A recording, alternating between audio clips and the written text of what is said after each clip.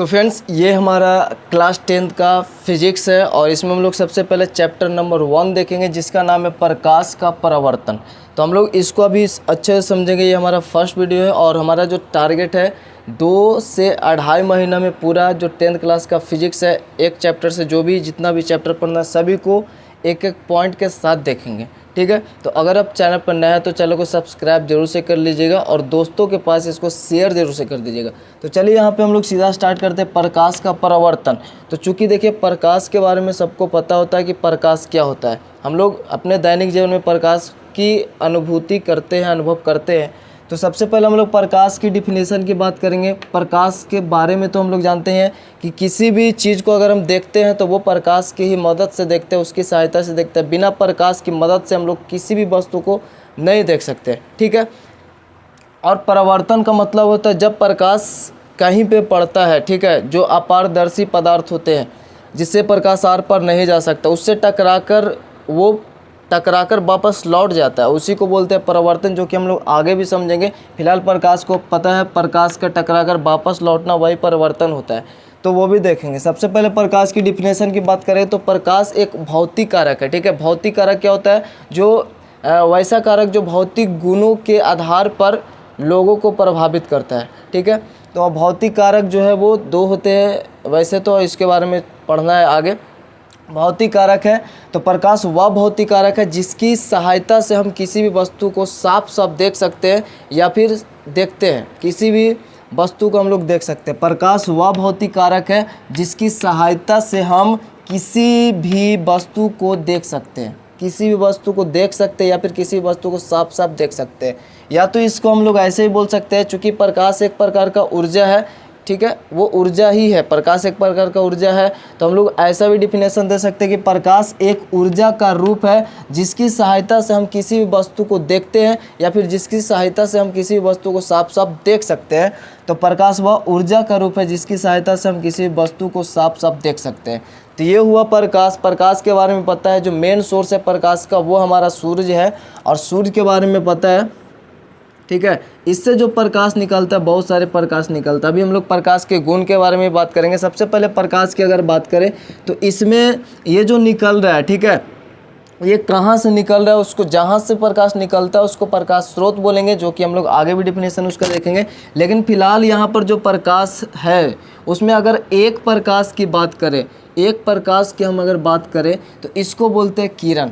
और जो प्रकाश है वो सीधी रेखा में ही चलता है। तो हम लोग किरण को किस प्रकार से डिफाइन करें, इसके लिए भी आपको यहाँ पे दिख रहा होगा प्रकाश की किरण का डिफिनेशन। एक सरल रेखा में, चूँकि प्रकाश सीधी रेखा में ही चलता है, ठीक है, वो तिरछा उर्छा नहीं, सीधी रेखा में चलता है, ये सबको पता है। तो एक सरल रेखा में चलने वाले प्रकाश को प्रकाश का किरण कहते हैं। देखिए यहाँ पर ये जो प्रकाश है और वो सीधी रेखा में चल रहा है। तो अगर हम एक की बात करें और इसको हम लोग इस प्रकार से तीर से ही डिनोट करते दिखाते हैं, तीर के चिन्ह से, और इसका एक पॉइंट पता होता है जहाँ से निकल रहा है, लेकिन कहाँ तक जाना है, कहाँ तक जाता है, इसका पता नहीं होता है। इसलिए हम लोग यहाँ पे एरो का निशान लगाते हैं। तो इस चिन्ह से हम लोग प्रकाश की किरण को सूचित करते हैं। और किरण किसको बोलते हैं? तो एक प्रकाश को सीधी रेखा में चलने, एक सीधी रेखा में या सरल रेखा में, एक सरल रेखा में चलने वाले प्रकाश को प्रकाश का किरण कहते हैं या फिर किरण कहते हैं, ऐसा बोल सकते हैं, ठीक है। तो एक सीधी रेखा में या सरल रेखा में चलने वाले प्रकाश को,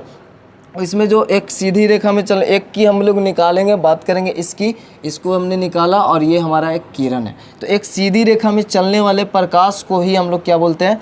प्रकाश का किरण कहते हैं। और किरण को तीर के चिन्ह से डिनोट करते हैं, दिखाते हैं, ठीक है। उसके बाद है हमारे पास ये तो एक किरण हुआ और इसमें कई सारा अगर किरण होगा तो किरणों को समूह को हम लोग बोलते हैं किरण पुंज, ठीक है। जो किरण होता है उसमें कई सारे अगर किरण है तो उसके समूह को किरण पुंज बोलेंगे। और अभी हम लोग आगे भी देखेंगे किरण पुंज 3 प्रकार का होता है। फिलहाल यहाँ पर देखिए किरण पुंज क्या है, किरणों के समूह को किरण पुंज कहते हैं। छोटा सा है बट इतना ही आपको याद रखना है, किरणों के समूह को किरण पुंज कहते हैं। तो ये हो गया प्रकाश क्या है। तो प्रकाश आपको पता है एक भौतिक कारक है। भौतिक कारक जो वह कारक होता है जो अपने भौतिक गुणों के आधार पर पर्यावरण को प्रभावित करता है या हमें प्रभावित करता है, ठीक है। भौतिक गुण क्या होता है उसको भी हम लोग दिखा देंगे। भौतिक कारक है, देखो प्रकाश वह भौतिक कारक है, ठीक है, जिसकी सहायता से हम लोग किसी वस्तु को देख सकते हैं। वो भौतिक कारक है, ऐसा नहीं है कि यही एक भौतिक कारक है, और भी कई भौतिक कारक हैं। तो लेकिन जो देखने में सहायता करता है वो होता है प्रकाश, ठीक है। या फिर हम इसका ऐसा भी बोल सकते हैं, जिसकी सहायता से हम किसी वस्तु को देख सकते हैं उसको प्रकाश बोलते हैं। डेफिनेशन ये भी हम लोग दे सकते हैं, परिभाषा, ठीक है। चूँकि हम लोग एक ही ऑप्शन है हमारे पास, सिर्फ प्रकाश और प्रकाश, उसी की सहायता से हम लोग किसी वस्तु को देख सकते हैं, बट बिना प्रकाश के हम लोग नहीं देख सकते, ये सबको पता है। तो ये हो गया प्रकाश क्या है, एक ऊर्जा का रूप है। जो भी डिफिनेशन हो वो आप लोग याद रखें। उसके बाद हमारा प्रकाश की बात किए तो उसमें अगर एक प्रकाश की बात करें जो सीधी रेखा में चलता है उसको किरण बोलते हैं, और किरणों को समूह को किरण पुंज बोलते हैं। तो इसको आप स्क्रीनशॉट ले सकते हैं। उसके बाद हम लोग आगे बढ़ते हैं। तो अब यहाँ पर देखिए हम लोग किरण पुंज को समझ ले कि किरणों को समूह को किरण पुंज बोलते हैं। लेकिन किरण पुंज जो है वो 3 प्रकार का होता है। पहला एक तो अपसारी किरण पुंज होता है जो आगे की ओर फैल जाता है। अपसारी का मतलब होता है फैल जाना। एक होता है अभिसारी किरण पुंज जो एक बिंदु पर आकर मिल जाता है। बिल्कुल अपसारी किरण पुंज के अपोजिट होता है ये, एक बिंदु से आगे की ओर फैल जाना।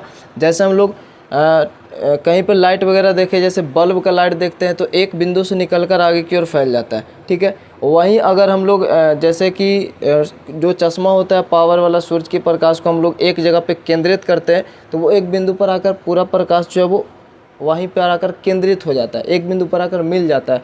तो वो हुआ अभिसारी, और जो फैल जाता है अपसारी हुआ, और जो समानांतर रूप से गमन करता है वो तो समानांतर हुआ। तो ये 3 प्रकार का होता है। तो किरण पुंज कितने प्रकार के होते हैं? किरण पुंज जो है मुख्यतः 3 प्रकार के होते हैं। पहला होता है अपसारी किरण पुंज। अपसारी का मतलब आगे की ओर फैल जाना। तो वैसा किरण पुंज जो एक बिंदु से निकलकर आगे की ओर फैल जाती है उसे अपसारी किरण पुंज कहते हैं। वैसे किरण पुंज जो एक बिंदु से निकलकर आगे की ओर फैल जाएगा। अगर ये कोई बिंदु है तो प्रकाश जो है आगे की ओर फैल जाएगा इधर उधर, ठीक है। तो ये होगा हमारा अपसारी किरण पुंज। और अभिसारी किरण पुंज वैसे, इसका अपोजिट वैसे किरण पुंज जो एक बिंदु पर आकर मिल जाता है। वैसे किरण पुंज जो किसी एक बिंदु पर आकर मिल जाती है अभिसारी किरण पुंज कहते हैं, या फिर अभिसारी किरण पुंज कहलाता है। जैसे ये एक बिंदु है, यहाँ से प्रकाश आकर सभी है जो भी प्रकाश है वो सभी आकर इस बिंदु पर मिल जाएंगे, तो ये बोलेंगे इसको अभिसारी, उसको अपसारी बोलते हैं। और एक है हमारे पास समांतर किरण पुंज। तो वैसे किरण पुंज जो एक दूसरे के समांतर गमन करता है, यानी एक दूसरे के समानांतर चलता है, ठीक है। तो ये होता है समानांतर किरण पुंज। तो ये तो आसान है, तीनों अभी आपने देखा, काफ़ी इजी है। अपसारी किरण पुंज वैसे किरण पुंज जो एक बिंदु पर आकर मिलता है। अभिसारी किरण पुंज वैसे किरण पुंज जो यहाँ पे अपसारी किरण पुंज वैसे किरण पुंज जो एक बिंदु से निकलकर आगे की ओर फैलता है। अभिसारी में एक बिंदु पर आकर मिलता है, ये समानांतर रूप से गमन करता है। तो बस ये था हमारा अपसारी, अभिसारी और ये समानांतर किरण पुंज। वीडियो को बस यहीं पे एंड करेंगे। नेक्स्ट वीडियो में हम लोग बात करेंगे। वैसे तो हम लोग हर चीज़ को यहाँ पे कवर करेंगे, तो वीडियो पे बने रहेगा। और वीडियो अच्छा लगे तो लाइक कमेंट शेयर जरूर कर दे। चैनल को सब्सक्राइब करके बेल आइकन को प्रेस कर दे, और अपने दोस्तों के पास इसको शेयर जरूर से कर दे ताकि ज़्यादा से ज़्यादा लोगों तक पहुँच जाए। यहाँ पर रेगुलर आपको शाम में फिजिक्स का एक वीडियो देखने को मिल जाएगा, ठीक है, डेली। और 2 से 2.5 महीना में ये टोटली फिजिक्स यहाँ पे कंप्लीट करने का हमने बोला है, ठीक है। तो ये कंप्लीट हो जाएगा। तो बस मिलता है नेक्स्ट में, तब तक के लिए जय हिंद, जय भारत।